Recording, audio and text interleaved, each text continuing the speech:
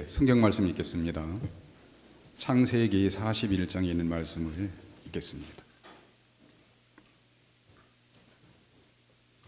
구약 성경 창세기 41장 25절에 있는 말씀부터 45절에 있는 말씀까지를 읽어드리겠습니다.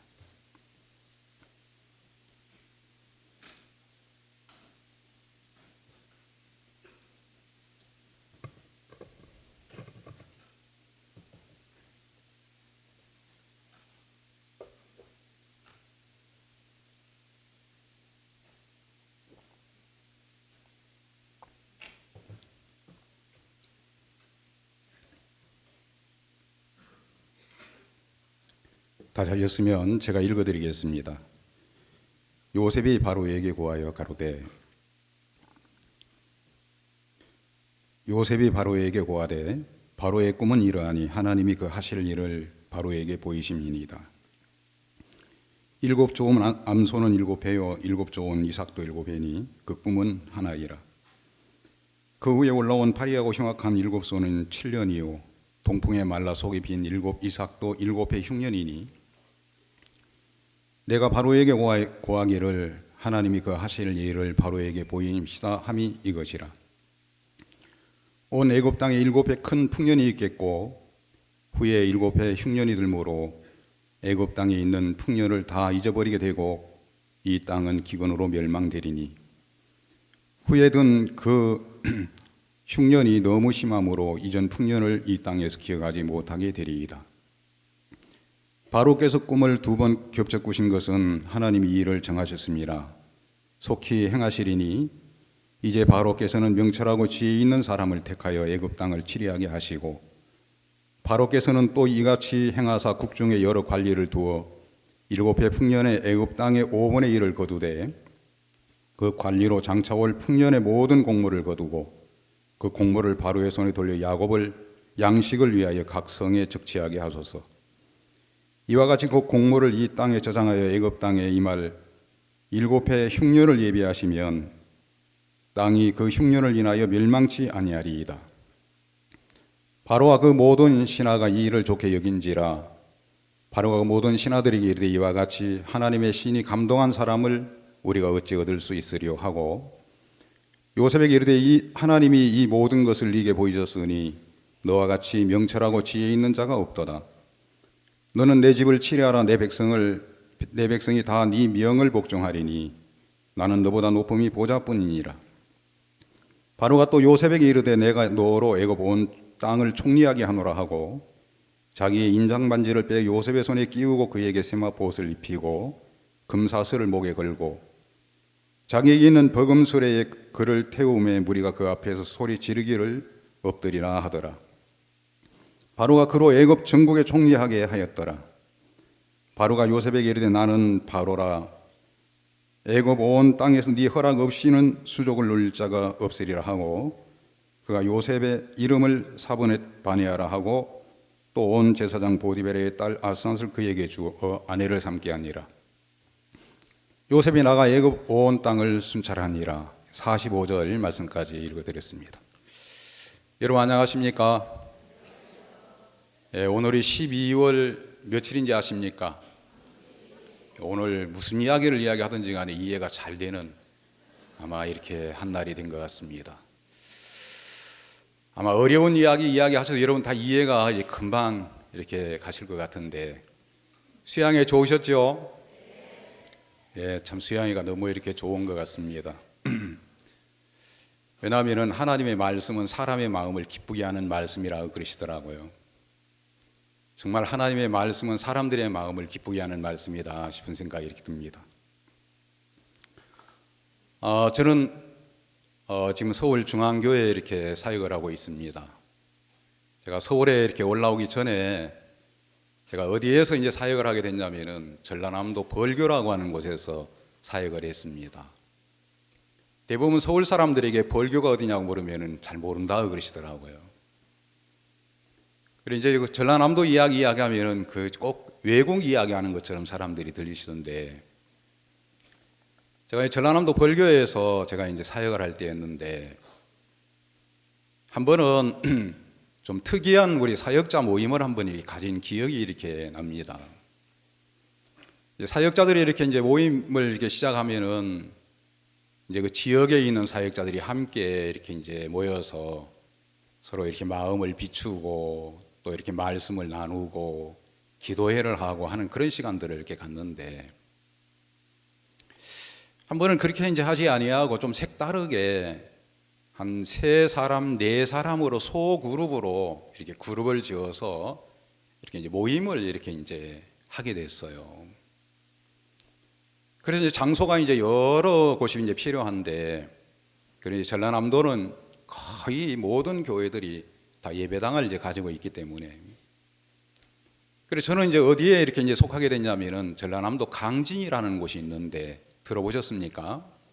강진이 있습니다. 청자골이라고도 이야기를 하는데, 강진으로 제가 이제 이렇게 속해져 가지고 3분의 목사님들하고 함께 이제 모임을 이렇게 이제 갖게 됐어요. 그것도 뭐 하루만 이렇게 모임을 갖고 마는 게 아니고 2박 3일인가 하는 그런 시간을 좀 길게 내 가지고 이제 합숙을 하면서 목사님들하고 함께 시간을 이제 보내게 됐는데, 첫날 이제 모임을 갖고 이제 그날 저녁에 이제 잠을 자고 그 다음 날 새벽 시간이 이렇게 이제 됐는데, 새벽 시간 이제 모임을 마치고 좀 이렇게 이제 한동안 이제 앉아 있으니까 어느 목사님 한 분이 바깥에 바람 한번 쐬러 나가자 그러더라고요. 그래 뭐 예배당 안에서 이렇게 이제 앉아 있으니까, 그래서 이제 바깥에 바람 한번 쐬러 나가자 그래서 제가 그곳을 이제 왔다 갔다 하면서 제가 이제 잘 아는 곳이 있는데, 어디가 있냐면은 가우도 철렁다리라고 하는 곳이 있습니다. 그 가우도 철렁다리가 있는데, 그건 이제 도시마다 이제 지자체가 돼가지고 지방자치제가 돼서 사람들이 먹거리, 볼거리, 또 즐길거리 이런 것들을 많이 지방에서 이렇게 이제 생각을 하고 준비를 해가지고 그 도시 정비를 아주 예쁘게 잘한단 말입니다. 그래서 이제 철렁다리를 이제 놨는데, 그 철렁다리는 아마 수백을 들여서 바다 위를 이렇게 질러가지고 다리를 이렇게 이제 바다 위로 해서, 그래서 이제 이렇게 길게 다리를 놓은 거예요.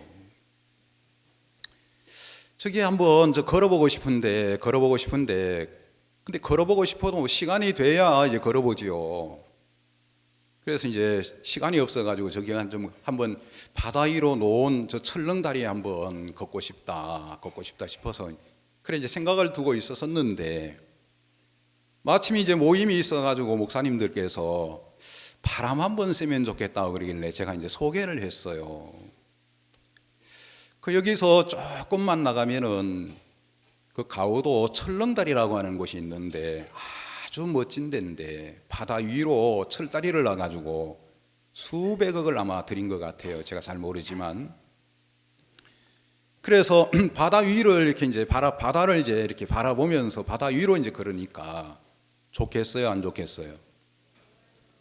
안 가보신 분들은 잘 모르시는데, 그래서 야 좋겠다 싶어가지고 이제 소개를 드리니까 바닷바람이 또 신선한 바람이 막 몰려오잖아요. 그렇지 않아도 공기가 신선한데, 바닷바람을 이제 쐬고 해초바람을 이렇게 이제 해풍을 맞으면서 이제 걸으니까 햇살이 막 돋아오르는데, 그래서 바다 위에 이제 이렇게 그 철다리를 이렇게 걷는데 너무 이렇게 좋은 거예요. 돈도 많이 들었겠다 막 그러면서 사람만 지나가지 자전거도 못 타고 다니고 오토바이도 못 지나가요. 사람으로만 걷고 이렇게 이제 걸을 수 있도록만 제한이 돼 있어요. 그 뭐 짧은 거리가 아니고 긴 거리이기 때문에, 그래서 연육교로 이제 섬을 하나 또 가로질러 가지고 이렇게 쭉 이어놓은 이제 곳인데 아주 명소예요, 명소. 한번 가실 기회가 있으면 한번 가보십시오.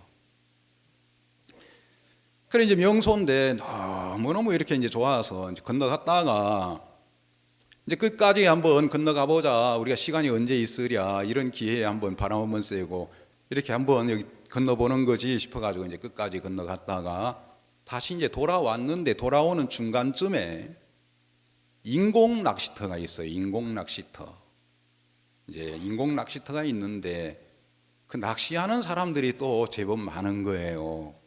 왜냐하면 철다리 위에서 원래 낚시를 못하게 돼 있는데, 왜냐하면 굉장히 높은 다리인데 거기 나이 드신 할머니들도 와서 낚시를 하고 할아버지들도 또 오셔가지고 낚시도 하고, 또 이제 뭐 한여름이니까 텐트 하나 이제 뭐 이렇게 쳐놓고 거기서 이제 숙식을 해결하시면서 이렇게 이제 지내시는 분들도 이제 계신 거예요. 몸이 안 좋은 분들도 또 이제 차 몰고 나오셔가지고 가족들하고 이제 이렇게 또 지내는 분들도 계시고, 할머니들이 낚시하는 거 보면 신기해요. 재미있습니까? 그러면 막 굉장히 재미있다 그러더라고요. 저는 낚시를 안 해봤거든요. 그래 이제 그 이제 육교를 이제 건너갔다가 이제 중간쯤 이제 왔는데 인공 낚시터가 있는 거예요.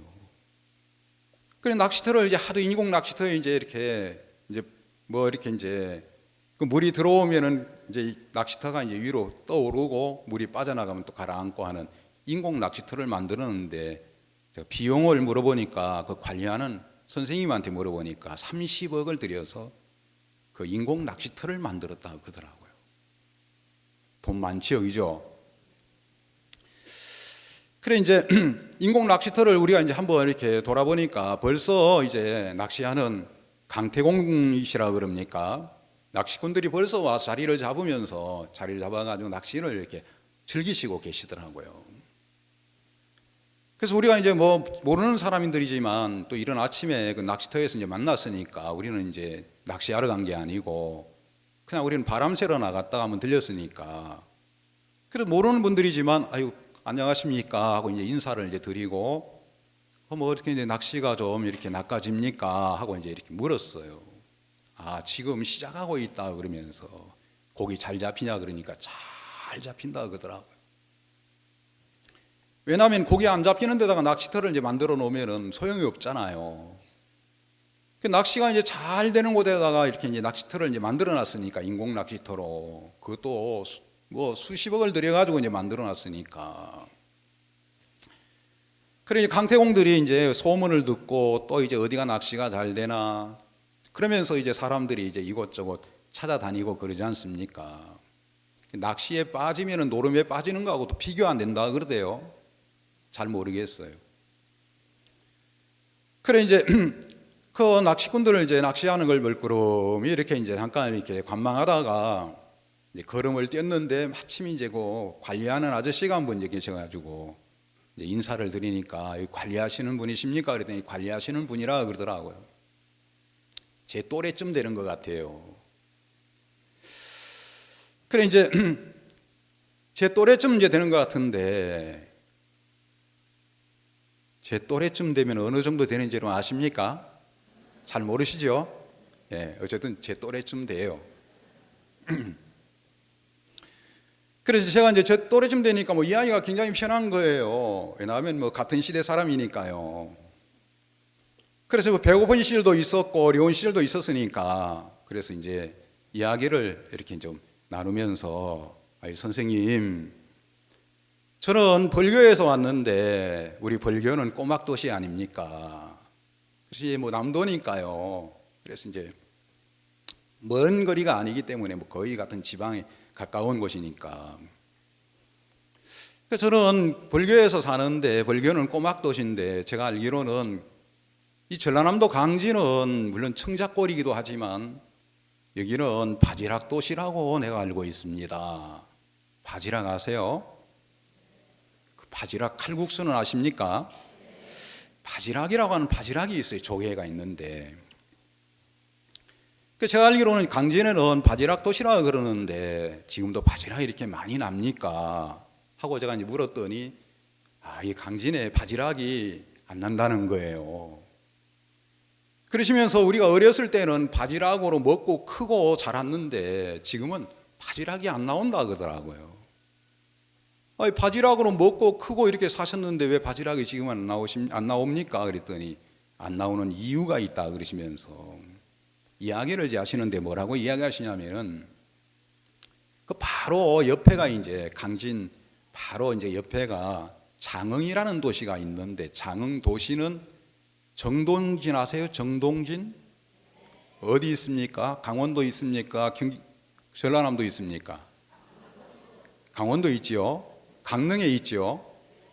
정남진 아세요? 정동진을 아시면 정남진도 아셔야죠. 왜 정동진만 아시고 정남진은 모르십니까? 그 정남진이 어디냐면은 정남진은 장흥이에요. 전라남도 장흥이 정남진이에요. 정동진은 이제 강릉에 있고 정남진은 그 전라남도 장흥에 있어요. 그 도시가 이제 어떻게 형성이 됐냐면은 꼭 서울 축소판인 것 같아요. 제가 볼 때는 그래요. 그래 아주 이제 정비를 잘 해놓고 하면 도시마다 먹거리, 볼거리, 즐길거리 막 이런 것들을 이제 이렇게 만들어 놔가지고 서로 사람들이 와서 자기 지방 들리기를 바래서 잘들 이제 정비를 이렇게 해놨는데, 그래 옆에 이제 장흥이라는 도시가 있는 장흥은 시내가 이제 관통으로 서울 한강처럼 그 시내 중심으로 해가지고 쭉 뭐가 흐르냐면은 내가 이제 흘러요. 물이 계속 흘러요. 쫄쫄 흐르는 게 아니고 콸콸 흘러요. 많이 흘러요. 왜 그런가 보니까 거기에는 이제 댐이 하나 있는데 장흥댐이라고 하는 댐이 있어가지고 댐에 물을 채워놓고 물을 자꾸 이제 흘려 보내가지고 그 도시가 계속 많은 물이 그 이제 시내 중앙으로 이렇게 이제 한강처럼 물이 막 줄줄줄 흘러요. 그래서 저는 이제 물이 그냥 자연수로 흐르는 줄 알았더니 보니까 댐이 막아져 가지고 댐으로 말미암아 흘러 넘쳐서 이제 흐르는 물이더라고요. 그래 또 그 도시는 물 축제로 또 유명해요. 편백숲으로도 유명하고요. 그래서 유명한데 그래 하시는 이야기가 뭐라고 이야기하냐면 요 옆에 마을에 장흥 마을에 댐이 건설이 됐다는 거죠. 댐이.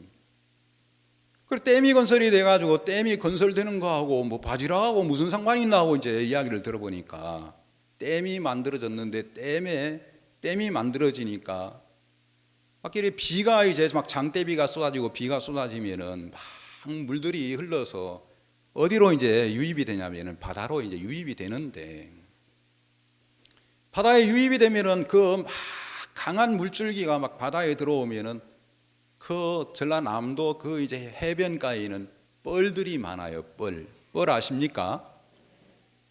잘 모르실 것 같은데요. 뻘 아세요? 동해안 같은 데는 뻘이 없어요.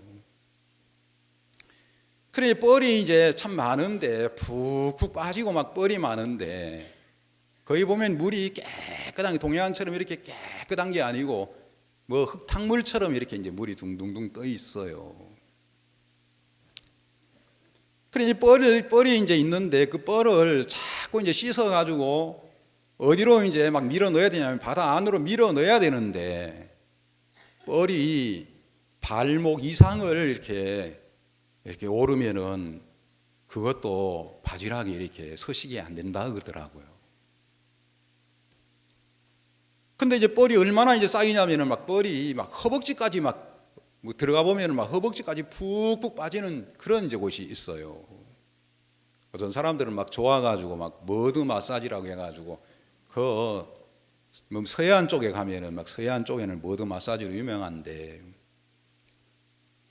그래 이제 뻘이 이제 막 푹푹 빠지니까 뻘이 쌓인다는 거죠.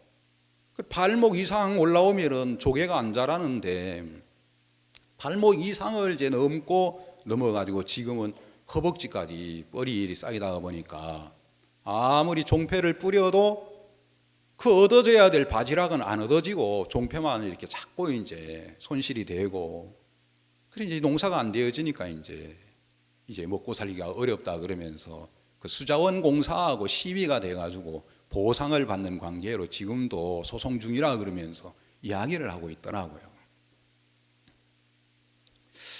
그래 이제 이야기를 이제 듣다 보니까 이렇게 이제 이야기를 듣다 보니까 그 이야기를 듣고 이제 다시 이제 교회로 돌아왔어요. 모임을 가지려고 돌아와서 들은 이야기를 가만히 생각을 해보니까 무슨 생각이 이렇게 나냐면은 아 그렇지 그렇구나 그런 생각이 좀 들더라고요. 그래 바다에 이제 이렇게 바지락이 이제 서식이 되려고 하면은, 바지락이 자라려고 하면, 농사가 되려고 하면은 발목 이상 뻘이 채워지지 않고 자꾸 이제 강한 물줄기가 이제 흘러 들어와서 그 뻘물을 자꾸 씻어내고 안으로 밀어넣고 해서, 그래서 이제 뻘이 안 쌓여야 되는데, 이게 댐으로 이제 댐이 막아지니까 물이 강하게 흘러 들어가는 게 아니고 이게 쫄쫄쫄 흘러 들어가니까, 그냥 자연스럽게 흘러 들어가니까 이게 뻘을 안으로 못 밀어 넣는 거예요. 그러다 보니까 자연스럽게 뻘이 쌓이는 거예요. 뻘이 쌓이다 보니까 이제 바지락 농사는 이제 안 되는 거잖아요. 그러니까 이제 바지락을 먹고 살았던, 농사짓던 사람들은 그것도 이제 바닷가에 가보면은 그냥 물만 채워져 있는 것처럼 보여도 보면은 구역 경계가 있고 자기 밭이 있어요. 바다에도 자기 밭이 있어요. 아무 뭐 바다라고 해서 그냥 뭐 바다 안에 그래 아무 밭에나 들어가면 안 돼요. 이제 그러시면서 이제 문제라고 그러면서 이야기를 하시던데, 그 이야기를 듣고 이제 교회에 돌아와서 이제 생각을 해보니까 그렇구나, 우리 신앙도 그와 비슷하구나 하는 생각이 들더라고요. 무슨 이야기냐면은 우리가 이제 교회 안에 이제 신앙생활을 하다 보면은 아무리 육신적이라도 우리가 교회 안에 있다 보면은 하나님의 일하심이 여러분 우리의 삶 속에 있어요, 없어요? 아마 있으실 거예요. 그리고 하나님의 일하심을 우리가 교회 안에 또 보고요. 또 은혜 입는 일들이 여러분 우리의 삶 속에 많지는 않지만 또 은혜 입는 것들이 있어요, 없어요? 은혜 입는 것들도 있어요. 근데 이런 것들이 이제 한 번씩 이렇게 이제 마음을 은혜 입은 것도 또 마음에서 싹 쓸려 나가고, 또 새로운 마음이 들어와서 내 마음에 새로운 마음을 형성하고 창조해서 그 마음의 이끌림을 받는 삶보다는 그냥 은혜 입었던 것들이 하나씩 마음에 이렇게 머물러 있어가지고, 그런 것들이 이제 결국에는 새로운 마음을 받아들이게 할 수도 없을 뿐만 아니라 알고 있는 것, 경험한 것, 깨닫고 은혜 입은 것, 또 하나님의 일을 맛본 것, 이런 것들이 뭐가 되냐면 마음에 나도 모르게 찌끼처럼 가라앉는 거예요. 그러다 보면 이제 그런 것들이 무슨 일을 하는가 보니까 그런 것들이 하나님을 섬기게 하는 게 아니고 하나님을 향한 마음을 차단시키고 내 속에서 가지고 있는 내 마음이 결국에는 어떤 일을 하는가 보니까 교회를 대적하는 일을 하더라고요. 무슨 일을 한다고요? 교회를 대적하는 일을 해요.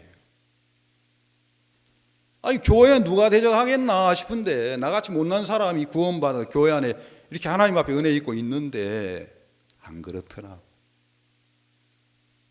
성경을 보니까 성경에 이제 어떤 이야기가 나와 있냐면 이런 얘기가 나와 있습니다. 우리 성경 한번 찾아보겠습니다. 여러분 요한복음 성경 본문은 표시를 해놓으시고요. 신약 성경 요한복음 8장에 있는 말씀을 한번 찾겠습니다.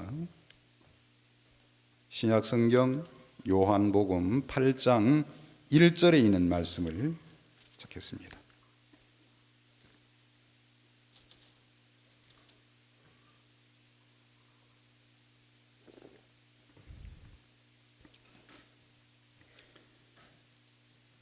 예수는 감람산으로 가시다. 아침에 다시 성전으로 들어오시니 백성이 다 나오는지라 앉으사 저희를 가르치시더니, 앉으사 저희를 가르치시더니 그랬어요. 아침에 다시 성전으로 들어오시니 백성이 다 나오는지라, 백성들이 다 나왔습니다.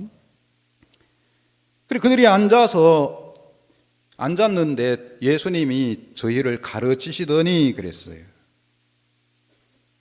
분명히 백성들이 나와서 앉아서 가르침을 받았는데, 가르침을 받은 사람들이 두 종류로 나타나더라고요. 여기에 서기관들과 바리새인들이 나오는데, 서기관들과 바리새인들은 돌을 드는 사람이 돼 있고, 가늠하다가 현장에 잡힌 여자, 간음정에 잡힌 여자가 나타나고 돌을 드는 자가 나타나는 거예요. 그러니까 똑같이 가르침을 받았는데 어떤 사람은 돌을 들고 어떤 사람은 그 죄인으로 나타나지는 거예요.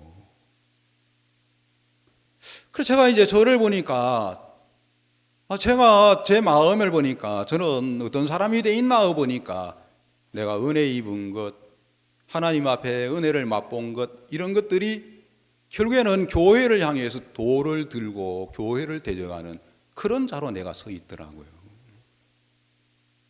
그런 자가 돼 있더라고요.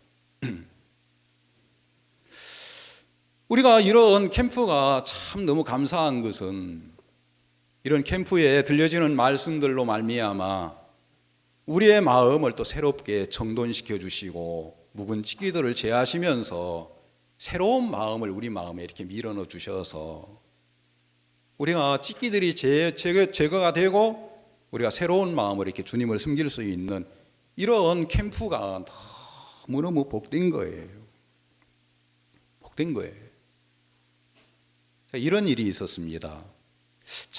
재작년인 것 같습니다. 제가 서울에 이제 올라와서 서울에 이제 올라와 대전도 집회를 이제 하게 되면은 늘 이제 우리가 이제 가지고 있는 통상 관념이 목사님이 계시면 이제 우리가 전도자 훈련 과정이라고 하는 말씀을 새벽에 저녁에 목사님 말씀을 우리가 듣는 시간들을 이제 갖거든요. 근데 재작년인가 싶은데 그때는 목사님이 해외에 이제 계셔가지고 이제 그런 시간을 이제 갖지를 못하고 우리가 이제 대전도 집회에 이렇게 준비를 이렇게 하게 됐었어요. 근데 제가 이제 서울에 올라와서 대전도 집회를 이제 치르는데 어떤 경험을 제가 이제 하게 됐냐면은 서울에 이제 올라오시는 이제 지방에 있는 사역자님들께서 서울에 올라오시는데 서울에 올라오시면 뭐 서울에 뭐 구경 싹 여러분 할 만한 곳이 있습니까? 서울에 그렇게 뭐 막 좋은 구경거리가 별로 제가 볼 때는 없는 것 같아요. 저 서울 살아요. 서울 사람처럼 생겼습니까? 어떤 사람 이야기하기를 서울 사람처럼 안 생겼다 그러대요. 서울 사람 안 생겨서 서울에 산다고 제가 이야기하거든요. 아침에 새벽 시간에 말씀 전하시는 목사님 이야기 들어보니까 서울이 너무 좋다 그러시는데 그 서울이 좋은 것을 저렇게 빨리 어떻게 느끼시나. 나 아직도 서울이 좋은 줄을 잘 모르는데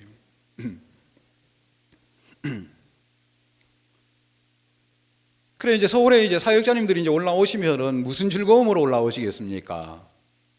올라오시면 새로운 분들 만나가지고 복음 전해주는 즐거움으로 어떤 분을 만나서 복음을 전해서 구원을 받을까 그런 마음을 가지고 저도 지방에 살아봤기 때문에 그런 마음 가지고 이제 서울에 올라와 대전도 집회에 참석을 하는데 한 주간 정말 새로운 분들을 만나서 복음을 전해서 구원을 받으면 그분이 받은 분도 기쁘지만 복음을 전해주는 사람도 너무너무 기쁘잖아요.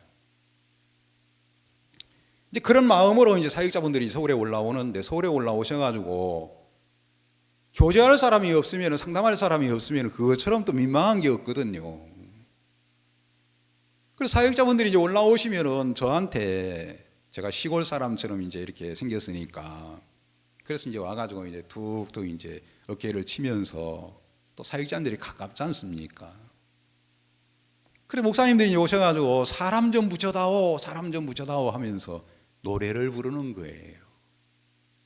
사람 붙여달래요. 서울에 이렇게 많고 많은 사람 사는데 뭐하고 있어? 많이 사람들 모시고 와가지고 우리에게 좀 사람 좀 붙여줘봐. 우리 복음 전하고 싶어 그러는데 죄송한 이야기입니다만 그 당시 그때는 그 이야기를 들을 때는 내가 교제할 사람도 없는 거예요. 새로운 분들이 막 그 이야기를 들으니까 지구녕이라도 막 들어가고 싶은 마음인 거예요. 저렇게 막 복음 전하고 싶어서 사람들 좀 모셔달라 그러는데 뭐 하는 거야? 여러 목사님들에게 주문을 많이 받았어요. 수모를 받다 보니까 내가 대전도 집회 때에는 이런 수모를 내가 겪지 말아야지 막 그런 마음이 일어나는 거예요.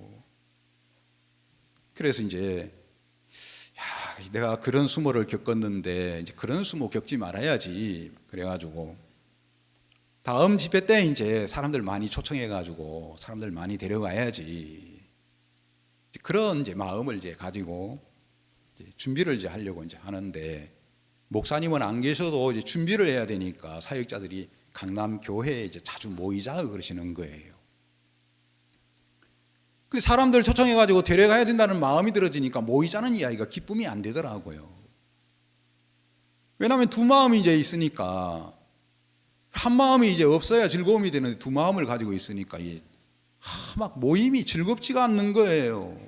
그래도 모이자 가는데 제가 뭐 힘이 있습니까? 모여야지. 가기는 가는데, 걸음을 뛰고 가기는 가는데 마음의 즐거움은 안 되는 거예요. 지금 모임보다 사람을 초청해가지고 사람들 모시고 가는 게 지금은 더 관건인데, 지금 사람들 모시고 가야 안 되나? 막 그런 생각이 들어지니까, 그럼 모시고 가야 된다는 마음만 막 앞서지, 하여튼 모임에 이렇게 가는데, 근데 한 번 가고 두 번 가고 또 가고 또 가고 가다가 보니까 무슨 생각이 들어지냐면은 교회 약속이 기억이 되는 거예요. 목사님이 이제 대전 집회를 이제 앞에 놓고 하나님 앞에 먼저 이제 기도를 이제 하셨는데, 하나님, 저 일반 현실교회 나가는 저 많은 사람들 왜 저리 보내십니까? 우리에게 보내주십시오. 우리가 저분들에게 우리가 복음을 전하겠습니다 하고 이제 하나님 앞에 이제 기도했는데, 목사님 말씀이 이번에 많은 분들이 이제 이번에 오신다고 목사님이 그렇게 이제 우리에게 이야기를 해주셨어요. 내가 이제 교회 이야기가 크게 들려지는 게 아니고 내 마음이, 내 원함이 더 크게 작용이 되어지니까 교회의 말이 크게 안 들려지고 모시고 가야지 모시고 가야지 그 마음이 이렇게 들었는데, 성경을 이렇게 읽게 됐어요. 성경을 읽는데 성경 말씀에 하나님이 내 마음을 꼭 지적하는 것 같더라고요. 어떤 마음을 지적하시냐면은, 우리 한번 또 성경 찾겠습니다. 욥기 성경입니다. 38장, 욥기 38장 36절. 제가 가지고 있는 성경은 799쪽입니다. 가슴 속의 지혜는 누가 준 것이냐? 마음 속의 총명은 누가 준 것이냐? 누가 지혜로 구름을 계수하겠느냐? 누가 하늘의 병을 쏟아 티끌로 진흙을 이루며 흙덩이로 서로 붙게 하겠느냐? 네가 암사자를 위하여 식물을 상하겠느냐? 젊은 사자의 식량을 채우겠느냐? 그것들이 굴에 엎드리며 살림에 누워서 기다릴 때이니라. 까마귀 새끼가 하나님을 향하여 부르짖으며 먹을 것이 없어서 오락가락 할 때에 그것을 위하여 먹을 것을 예비하는 자가 누구냐? 하나님께서 욥하고 이 말씀하시는 이제 이야기거든요. 가슴 속의 지혜는 누가 준 것이냐? 마음 속의 총명은 누가 준 것이냐? 누가 지혜로 구름을 계수하겠느냐? 누가 하늘의 병을 쏟아 티끌로 진흙을 이루며 흙덩이로 서로 붙겠느냐? 티끌, 여기에 이제 제 마음이 머물렀어요. 티끌 진흙으로 돌려보낼 수 있지, 티끌쯤이야 내가 못 돌려보내겠나 싶은데, 이 말씀 속에 무슨 말씀이 되어 있냐면 하늘에 병을 쏟아 그랬어요. 그럼 하늘에 물병이 기울어지고 쏟아져야 티끌이 어디로 돌아가냐면 진흙으로 돌아갈 수 있지. 하늘에 물병이 기울어지지 않고 물병이 쏟아지지 않는데 네가 티끌을 네가 진흙으로 돌려보낼 수 있다고? 네가 한 영혼을 네가 집회에 내가 이끌 수 있다고 하는 그런 이야기로 제 마음속에 하나님이 말씀하시는 것 같더라고요. 나는 한 사람이라도 이끌어갈 수 있다고 생각을 했는데 하나님은 내가 보내지 않는데 네가 데려갈 수 있겠나? 맞습니다. 하나님이 보내주셔야, 하나님이 걸음을 뛰게 하셔야, 하나님이 마음을 움직여 주셔야 한 사람 한 사람 이끌려 올 수 있지. 내가 무슨 힘이 있다고 내가 한 사람 한 사람을 이끌 수 있습니까? 하나님 앞에 이제 항복을 했어요. 하나님. 그리고 말씀이 이제 기대가 되는 거예요. 약속이 기대가 되고요. 하나님께서 조언을 통해서 교회 가운데 하나님 저 많은 사람들을 이제 복음이 없는 저 교회에 왜 보내십니까? 복음이 있는 저희들 교회에 보내주십시오. 그러면 우리가 복음을 전하겠습니다. 기도했는데 하나님 이제 많은 사람들을 보내주겠다는 말씀을 이제 들었는데, 이제 하나님이 보내주시겠다 싶어서 이제 그 약속 가운데 기대를 두고 이제 있었었는데, 정말 하나님 말씀대로 많은 사람들이 이제 형제 자매님들이 손에 끌려서 이렇게 인도가 돼서 집회장소에 와서 말씀을 듣고, 주변에 있는 분들에게, 주변에 있는 사역자들 분들에게 교제 좀 해달라고, 상담 좀 해달라고 그러면서 그렇게 집회를 이렇게 이제 치른 적이 있어요. 교회 안에 이렇게 있다 보니까 이렇게 이제 은혜를 입는 것들이 있고, 또 이렇게 하나님의 역사를 맛보는 것들이 한두 가지씩 있는데, 이런 것들이 다도 모르는 사이에 내 마음에 이렇게 끼어가지고 찌기처럼 가라앉아 있는데, 하나님은 우리 마음들을, 찌기 같은 마음들을 다 이렇게 비워내서 새로운 마음으로 이렇게 마음을 하나님이 만들어 주시고, 또 우리 마음을 새롭게 이끌어 가신다. 그래서 이런 캠프가 너무 좋구나, 감사하구나, 그런 생각이 들어지는 거예요. 해마다 우리가 이제 7월 달이면 한국에서 월드 캠프를 하는 게 있죠. 있습니까? 예, 월드 캠프가 있습니다. 저는 이제 월드 캠프 기간 동안에는 제가 이제 서울에 이렇게 있는데, 서울에 남아 있거든요. 서울에 남아가지고 이제 서울에 이제 일들을 제가 이제 이렇게 뒤에서 이렇게 이제 준비하고, 그러면서 이제 세계대 이제 일들을 이렇게 이제 뒤에서 이제 준비하고 이제 있거든요. 바쁘게 움직이고 있거든요. 근데 이제 뭐 이제 그 해마다 이렇게 이제 겪는 그 세계대회 속에 하나님이 새로운 일들을 이렇게 경험하게 하더라고요. 금년에는 이제 어떤 이제 7월달 세계대회 기간 동안에 어떤 일을 이제 경험하게 하시냐면은, 이제 일을 보고 있는데 이제 목사님 한 분이 이제 전화가 이렇게 오신 거예요. 그래 지금 어디 이제 계시냐 그러면서 서울에 있습니다. 그래 지금 빨리 공항으로 나가시면 좋겠습니다. 그러더라. 그래 왜 그러십니까? 그랬더니 이제 공항에 전 베냉 대통령께서 이제 한국에 이렇게 들어오신다는 거예요. 그래서 빨리 지금 공항으로 가셔야 된다고. 그래서 베냉 대통령, 전 대통령께서 이제 오셨는데, 그래서 공항에 이제 부랴부랴 이제 공항으로 이제 달려갔는데, 먼저 이제 오신 이제 분들도 계시고 미리 오신 분들도 계셔가지고 막 여러 준비를 하고 맞이할 준비를 이렇게 했어요. 형제 자매님들도 이제 나오셔가지고 또 이제 막 환영도 하고 이제 이렇게 하셨는데, 그래 이제 막 정신없이 이제 막 가가지고 이제 뭐 대통령을 어떻게 영접해야 되는지도 모르잖아요. 그래 이제 갔는데, 이제 이 VIP 의전들이 들어오시는 통로는 일반인들이 이제 나오는 통로하고 달라요. 그래가지고 이제 우리가 이제 그 노선을 이렇게 이제 확인을 하고 이제 답사를 하고, 또 어디서 어떻게 이제 나오시면은 그 이제 VIP실 어디에서 이렇게 이제 우리가 영접을 하고, 이런 부분들을 이제 살피고 준비를 이제 해가지고 이제 맞이하게 됐거든요. 그래 맞이해서 우리가 이제 뭐 환영을 이제 하고 노래를 부르고 이제 기념 사진을 찍고 이제 이래가지고 대통령님이 나오셨어요.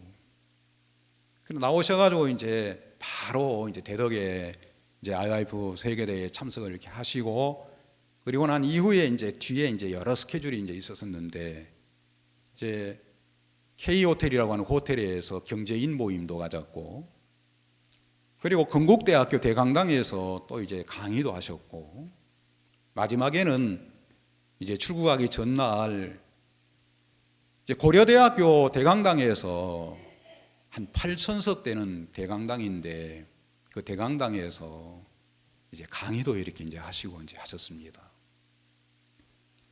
그래서 저들이 이제 고려대학교 이제 대강당에서 이제 준비를 이렇게 하고, 그날 이제 준비를 하고 12시가 넘어가면은 대강당 측의 관계자들이 뭐라고 이해가냐면은 500만 원 비용이 이제 더 추가가 된다는 거예요. 그래서 공연 마치고 12시 전까지 모든 것을 철수를 해줘야 된다 그러더라고요. 그래서 500만 원 여러분 써야 돼요, 아껴야 돼요? 아끼고 싶은 분 누가 없겠습니까?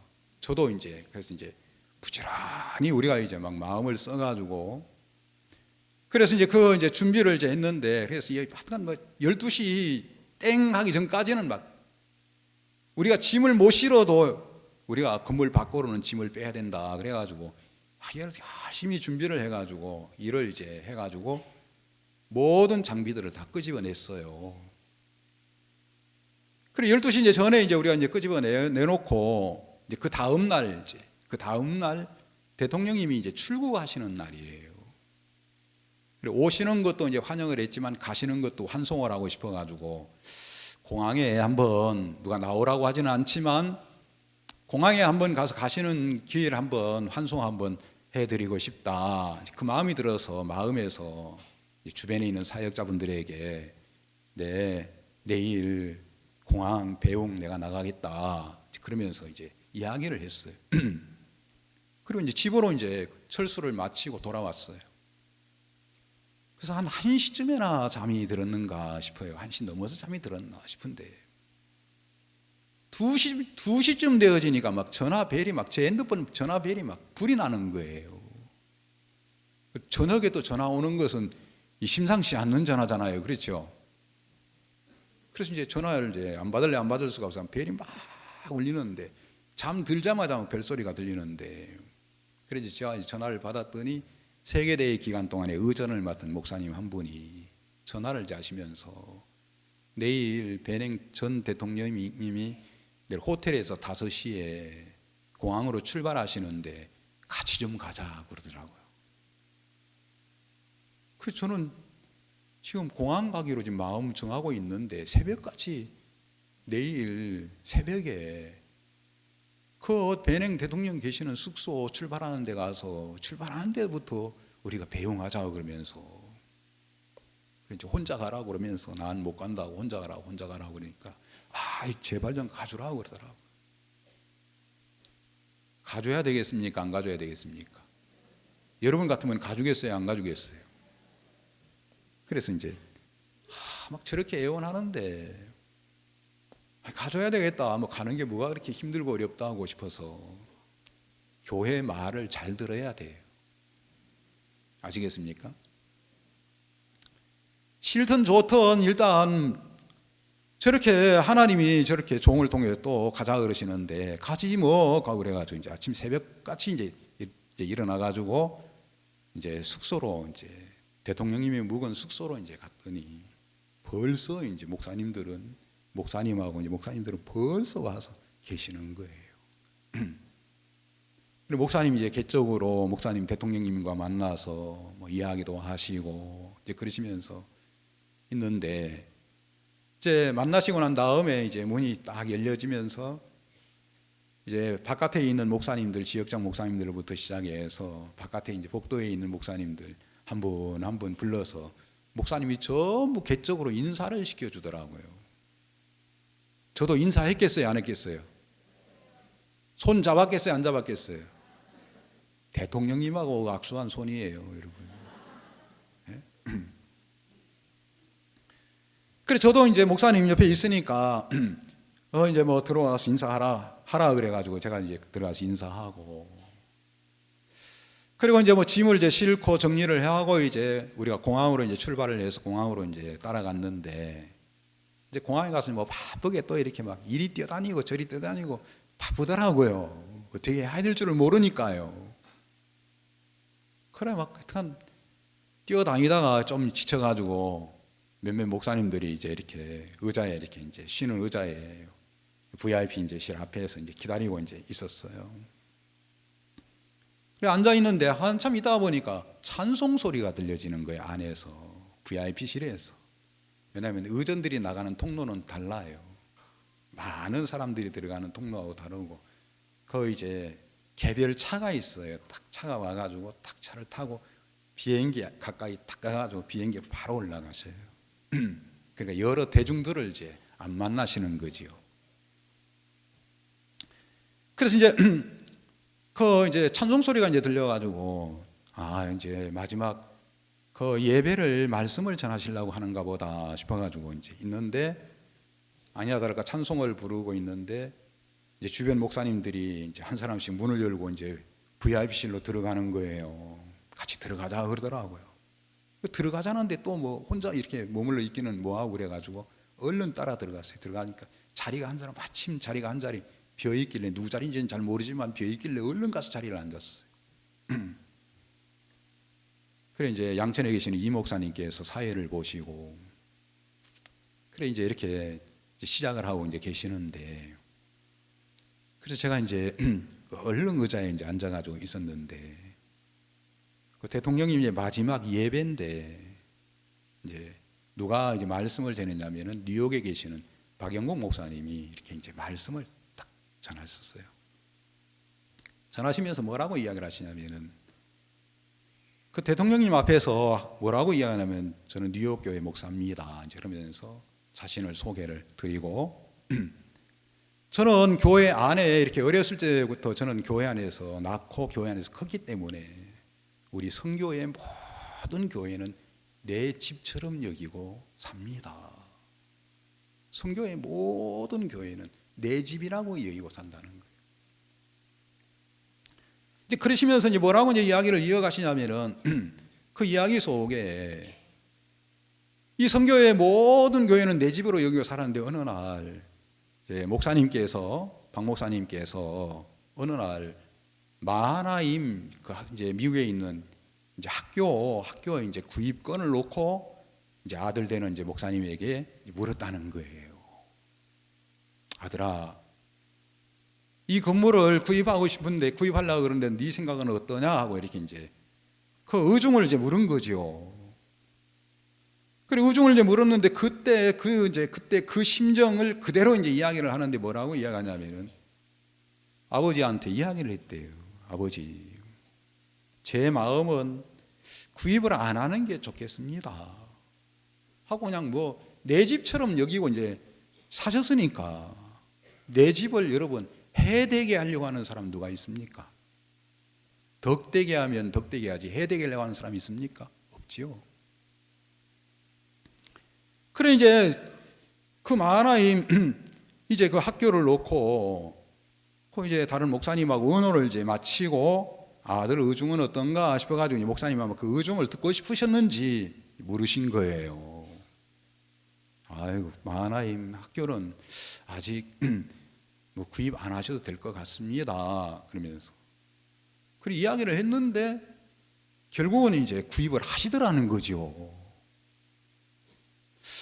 그리고 구입을 이제 하시는 이야기가 뭐라고 이야기를 하시냐면은 여기 와서 음악 공부하면 음악 공부가 잘 돼. 영어 공부하면 영어 공부가 잘 되고. 이제 그러시면서 그 이제 구입을 안 했으면 좋겠습니다 하고 이제 이야기를 했는데도 이제 이미 결정이 돼서 이제 구입을 하시더라는 거죠. 구입을 해서 이제 무슨 일을 이제 하게 되냐면 음악 공부도 하고 영어 공부도 이제 했는데 음악 공부를 하면서 그라시아스 합창단들이 어느 날 크리스마스 칸타타 하자. 뭐 하자요? 칸타타. 다 잊어버렸습니까? 우리 서울 몇 번 했다고 들었습니까? 14번 했어요. 14번. 14번.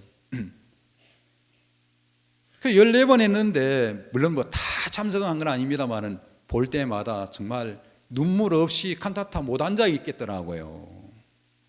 눈물 흘리셨습니까? 감동스러우셨어요? 예, 정말 감동스러웠죠. 그래서 이제 그 칸타타를 이제 이렇게 하자 해가지고 칸타타를 했는데 작년 그러니까 12월 말에 그 이제 도시를 돌면서 몇 명에게 칸타타 구경을 했고 복음을 전하게 됐냐면은 13만 명에게 미국에서 복음을 전하게 됐다는 거죠. 그리고 목회자들 1,300명. 그러면서 뭐라고 이야기하냐면 그 박영국 목사님이 내가 100년 동안 만나야 될 사람을 짧은 기간에 만나서 복음을 전했다. 그러더라고요. 100년. 그래 이제 그때 만약에 내가 만화인 구입하지 맙시다, 내 결정대로 아버지 마음이 이렇게 흘러가셨다고 한다면, 물론 그렇게도 안 흘러가시겠지만은 그렇게 흘러가서 결정을 졌더라고 한다면 내가 100년 동안 만나야 될 사람을 만날 수 있었겠나. 그러면서 오늘 읽었던 이 말씀 창세기 41장, 여러분 요셉의 인장반지 뺀 얘기 있지 않습니까? 뭘 뺀다고요? 바로가 뭘 빼요? 인장반지 빼가지고 누구에게 끼워줘요?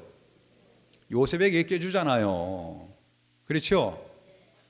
예, 바로가요 인장반지 자기가 끼고 있으면 화당해요, 복받아요?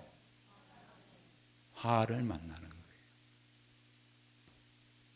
정말 인장반지는 누구에게 끼워져야 되냐면 요셉에게 끼워져야 되는 거죠. 왜요? 여러분 바로라는 나라를 위해서 하나님은 누구를 준비하셨냐면은 요셉을 준비시켜 준 거예요. 그러니까 바로 나라를 위해서 요셉이라는 요셉을 준비시켜 놨어요. 요셉만 있고 요셉이 순찰자가 되고 치리자가 되어지면은 애굽 나라는 흉년에도 망해요, 망하지 않아요? 망하지 않습니다. 절대로 망할 수 없습니다. 제가 이제 이 수양에 와서 첫날 강사 목사님께서 저녁에 사무엘상 15장 말씀을 이렇게 말씀을 전하셨는데, 그 말씀을 들으면서 내가 깜짝 놀라는 것이 뭐였냐면은, 사울 나라를 위해서 하나님은 사울 나라를 위해서 누구를 준비하셨냐면은 다윗을 준비시켜 준 거예요. 여러분 골리앗 앞에 벌벌벌 떨고 있던 이스라엘 백성들, 사울 나라에 누가 등장이 됐습니까? 다윗이 등장이 돼서 골리앗을 넘어뜨리죠, 그죠?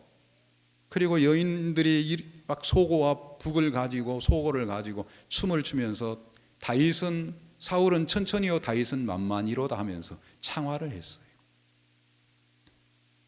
그러면 맞다고. 그래서 여러분 사울이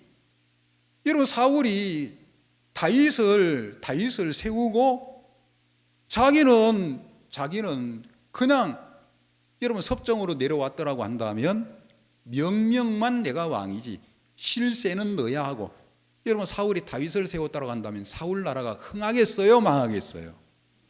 흥하지요. 야, 그렇다.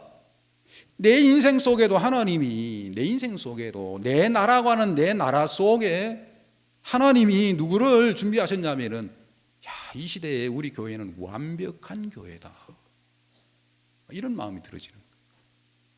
내 나라를 위해서, 나라고 하는 작은 왕국, 나라고 하는 나의 왕국에도 나를 위해서 교회를 세우셨고 종을 세우셨다. 그러면 종만 있고 교회만 있으면 여러분 내 나라 염려할 게 없는 거예요. 저는 금년에 너무 이렇게 행복했습니다. 연말에 크리스마스 칸타타를 이렇게 하면서. 왜 행복한지 아십니까?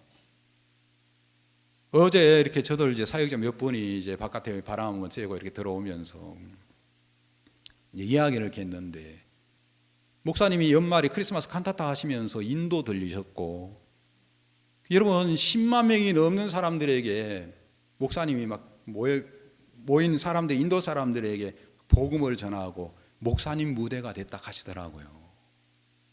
이제 같이 가신 목사님 이야기를 들어보니까. 그래 저희 아이가 어디에 있냐면 인도에 있어요. 어디에 있다고요? 인도 하이드라바드에 있어요. 그리고 또 내 아이가 또 어디에 있냐면 아프리카의 이디오피아에 있어요. 그럼 목사님이 어디 들리셨어요? 물론 여러 나라 다니셨지만 연말에 인도 들리셔서 10만 명이 넘는 많은 그 정부 주요 그 관료들에게도 복음 전하시고 많은 사람들에게 복음 전하시고, 아프리카 이디오피아도 가신다 그러더라고요. 이디오피아 가셔가지고 수상만 하시고 일이 막, 목사님 한번 걸음을 뛰시고 갔다 오시니까 막 일이 막 산더미처럼 일이 만들어지셔가지고 계속 연이어서 종들이 이렇게 들어가시는 거예요. 제가 한번 생각을 해봤습니다. 우리 아이들이 다 이제 이디오피아에도 있고 인도에도 있어요. 그래서 구수에서 어디까지요? 인도에서 구수까지.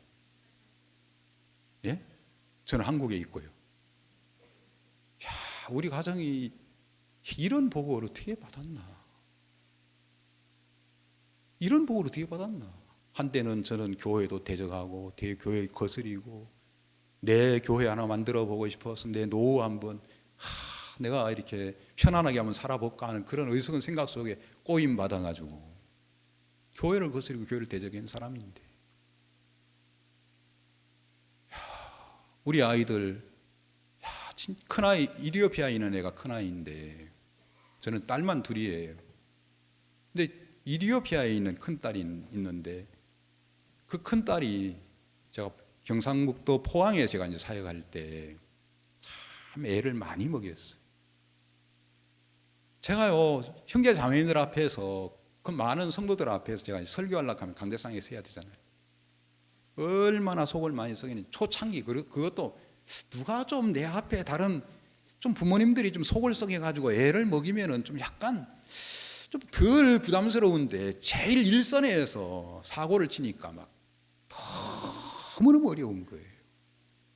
설교할 때 제일 어려워요. 왜냐하면 형제자매들 앞에 면전에 얼굴을 들고 설교하려고 하면은 누가 이야기는 안 하지만 네 자식 제대로 교육도 못 시키면서 네 설교할 자격이 있나 막 이런 막 마음들이 밀려오니까요. 주저앉고 싶은 거예요. 너무 어려워가지고 제가요 어린아이를 잡고 어린아이 팔짱을 끼고 이제 고등학교 때 끼고 팔짱을 끼고 잠을 자면 재워놓고 나갔다가 실컷 놀고 내가 일어날 눈 뜰 시간쯤 돼서 옆에 와 누워 있어요. 그러니까 부모 바보예요.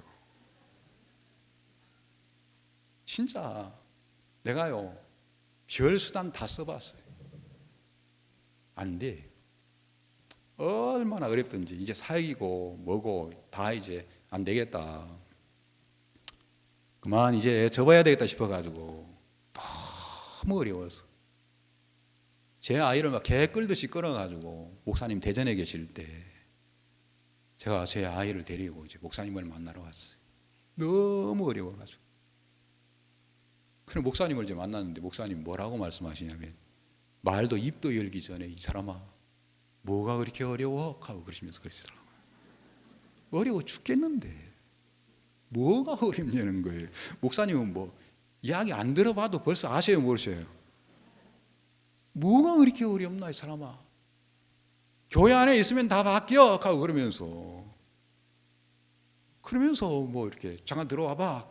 그래서 이제 목사님 사택에 들어가가지고 이제 앉아서 몇 마디 이야기 들었는데 이야기 듣고 교회 안에 있으면 다 변해 가봐. 그래서 대전까지 이제 포항에 대전까지 올라갔다가 애 태워가지고 또 이제 포항까지 내려왔어요. 신기한 게요.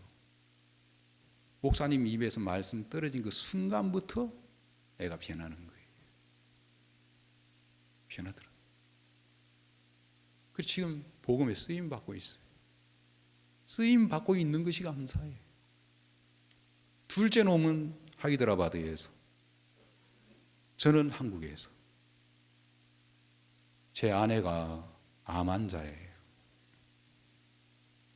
암 수술을 받았어요. 그것도 교회 인도를 따라서. 그래 이제 교회 인도를 받으니까 너무 자유롭고 편한 거예요. 그래 며칠 전에 우리 이제 크리스마스 칸타타 기간 동안에 세종문화회관 칸타타 기간 동안에 1년에 한 번씩 1년에 2번씩 검사를 받아요. 검사를 한번 미루면은 6개월이 가버려요. 그래서 이제 세종문화회관 이제 칸타타인데 세종문화회관에는 또 우리 동네예요. 가까워요.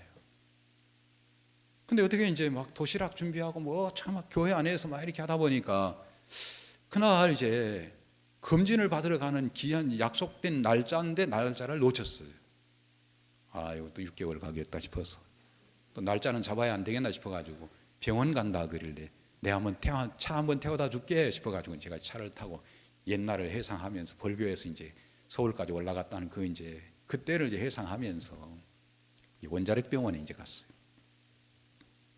원자력 병원에 가서 이제 원자력 병원에서 이제 신청을 다시 했는데 어제 날짜였어요. 그래서 이제 어제 아마 서울 갔다가 검사 맡아가지고 또 왔더라고요, 보니까. 그래서 제 아내가 이제 이렇게 이제 검사를 이제 늘 주기적으로 이제 받는데 제 아내가 깨끗하게 암에서 해방을 받고 깨끗하게 건강한 몸으로 살아요. 제가 이제 제 아내한테 물었어요. 여보, 우리가 자꾸 좀 이렇게 기억이 자꾸 이렇게 아련해진다. 당신 언제 그 믿음이 언제 들어왔었노? 목사님 앞에 이제 기도를 받았는데 목사님이 뭐라고 기도했냐면 이 자매를 건강하게 해주셔서 감사합니다. 이렇게 기도를 했다는 거예요. 목사님께서 암 환자인데 목사님 저 암이랍니다. 저 암 왔습니다. 근데 목사님 저 기도 한번 해주세요 그러니까 목사님 그 기도 한번 해주시면서 건강하게 해주셔서 감사합니다. 그 말이 마음에 쏙 들어왔어요. 종의 말이 떨어지지 아니하고 내 삶 속에 종이 없으면 내 삶은 이렇게 행복하지 않아요. 이런 자리에 쓸 수도 없고요. 야, 교회 안에 내 인생 속에 종을 세워주시고 내 인생 속에 교회를 주시고 내 인생 속에 하나님을 주시고 복음을 주시고 완벽하게 내 삶을 하나님이 이렇게 복 주셨구나. 너무 감사한 거예요. 큰아이가 지난 7월 달에 이디오피아에서 들어왔는데 우리가 이제 가족이니까 연락을 뭐 자주 하잖아요. 아빠 자주 쓰러집니다. 왜 그러냐? 몰라요. 자꾸 이렇게 몸의 균형을 자꾸 잃고 자꾸 쓰러져요. 염려가 되는 거예요. 왜냐하면 그런 나라에 또 뭐 항생제나 이런 약을 구입하기가 또 쉽지가 않아요. 항생제 구하기도 쉽지 않고요. 그래서 어떡하지 싶어가지고 왜 그런데 그러니까 그 갑상선이래요. 그래서 수술 받아야 된대요. 그러면 그래 한국에 나와서 일단 검사 한번 해보고 수술 받든지 뭐 하든지 하자 그래가지고 이제 한국에 이제 나왔는데 목사님하고 옆에 있어도 어떤 때는 목사님이 이제 시간이 없을 때가 있어요. 그래서 시간이 없어서 그냥 짬이 조금 나는 시간에 목사님께 제가 이야기를 했어요. 목사님 제 아이가 나오는데 갑상선이라고 그럽니다. 암인 것 같은 이야기를 이렇게 합니다. 목사님 뭐라고 하면 아무것도 아니야. 늘 목사님 하시는 얘기 아무것도 아니에요.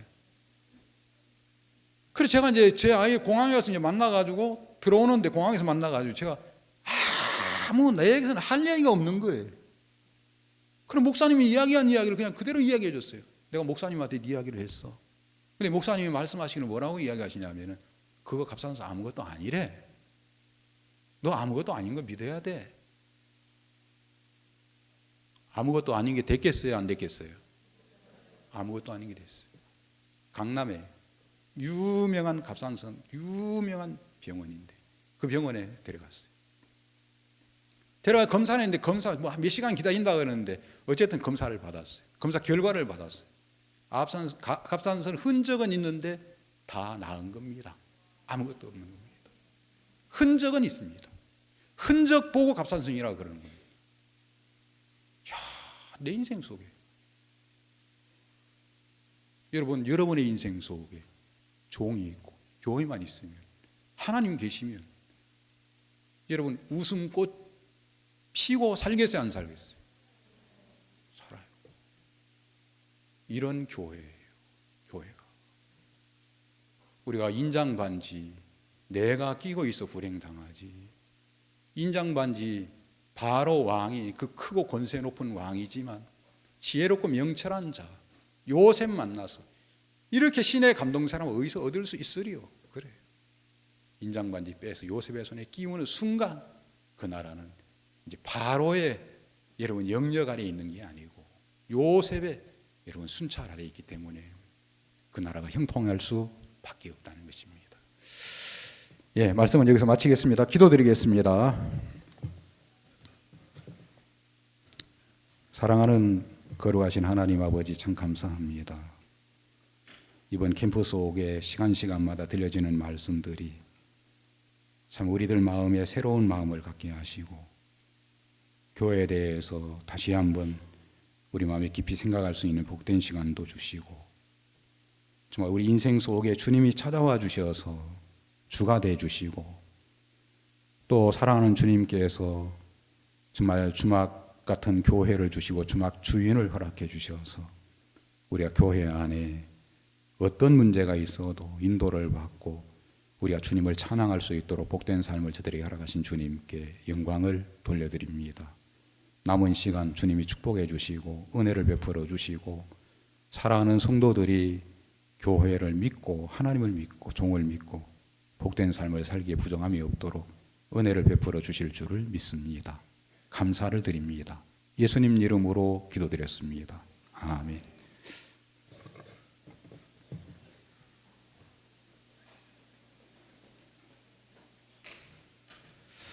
10분간 휴식하겠습니다.